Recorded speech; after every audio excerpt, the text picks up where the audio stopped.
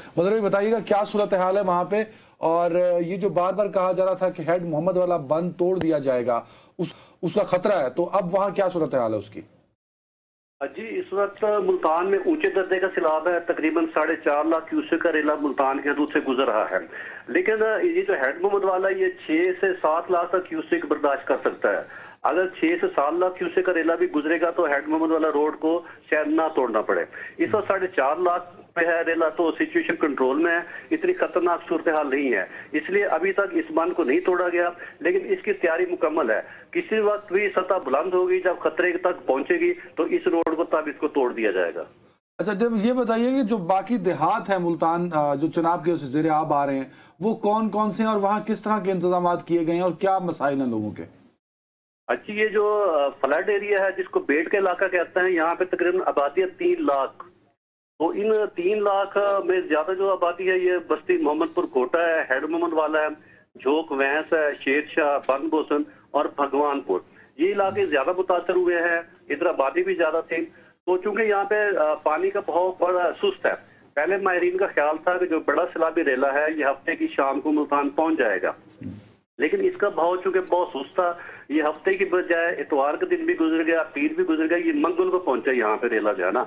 तो इतने दिन मिलने की वजह से लोगों को यहाँ से निकाल लिया गया था। ज्यादातर लोग अपनी मदद आप के तहत निकले हैं, कुछ पुलिस ने मजबूर किया इन लोगों को निकालने के लिए।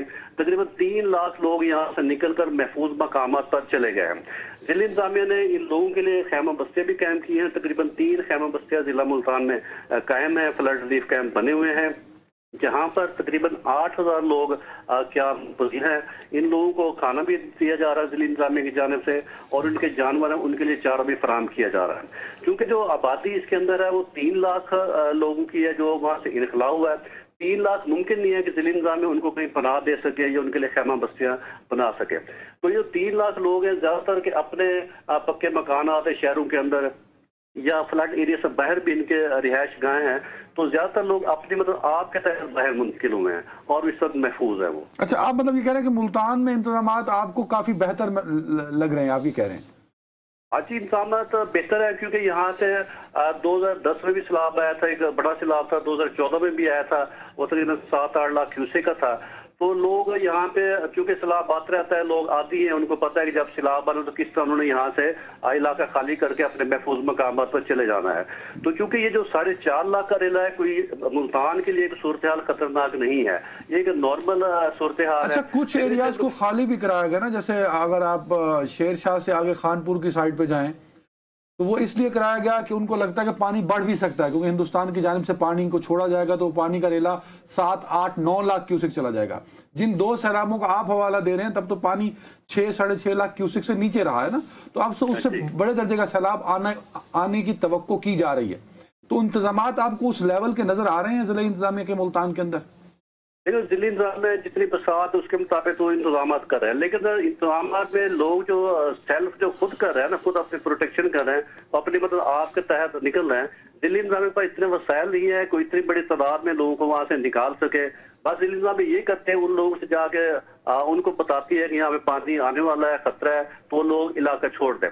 दिल्ली में मुमकिन नहीं है कितने लोगों को वो किसी खैमा बस्ते में ठहरा सके, पनाह दे सके, उनके लिए खाने पीने का इंतजाम कर सके। आखिरी कमेंट मतलब भाई कर दीजिएगा कि जो तवक्को की जा रही है कि एक बड़ा रेला आ सकता है जिसके लिए हेड मोहम्मद वाला के बंद को तोड़ने की बात भी की जा रही है, तो उससे निपटने के लिए कोई इंतजाम आपको एक्स्ट्रा ऑर्डिनरी नजर आ रहे हैं या नहीं? इसमें थोड़ी सी जो नाज़रीन के लिए समझने वाली बात है, जब हेड मोहम्मद वाला रोड को तोड़ने की बात करते हैं तो इसको तोड़ने से किसी इजाफी इलाके की तरफ पानी नहीं जाता। ये हेड मोहम्मद वाला रोड दरिया की हदूद के अंदर है, उस फ्लड एरिया के अंदर है।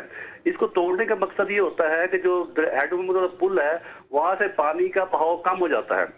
तो इस बहाव को बढ़ाने के लिए जब इस रोड को तोड़ते हैं तो ये उसी फ्लड एरिया का हिस्सा ही होता है, तो उसी तरफ ही ट्रेवल कर रहा होता है, इससे कोई इजाफी नुकसान नहीं होता इस बंद को तोड़ने से। बहुत बहुत शुक्रिया मेरे प्यारे भाई, तुम बार बार बार बार बार मकामी इंतजामिया की तरफ से इंतजामात का जिक्र कर रहे थे और वो बेचारा तुम्हें इशारों किनायों में रिपीटेडली ये कहता चला गया कि जी लोग इंतज़ामिया पर इन्हिसार नहीं कर करे, वो अपनी सकते, किताब के तहत। और चूँकि उन्हें अंदाज़ा है, और उन्होंने कहा कि इनमें से अक्सर लोग जिनके यहाँ पर अपने डेरे वेरे थे, तो इनके शहरों में भी कुछ ठिकाने हाँ, हैं, सिलसिले थे, रिश्तेदार तो इन्होंने अपने तौर पर जो है इंतज़ामात कर लिए हैं। अब आप उस बेचारे को ये मजबूर कर रहे हैं कि वो किसी तरह आपको ये बताएं कि इतनी अच्छी इंतज़ामिया है कि उसने 3 लाख लोगों का बंदोबस्त कर लिया। उन्होंने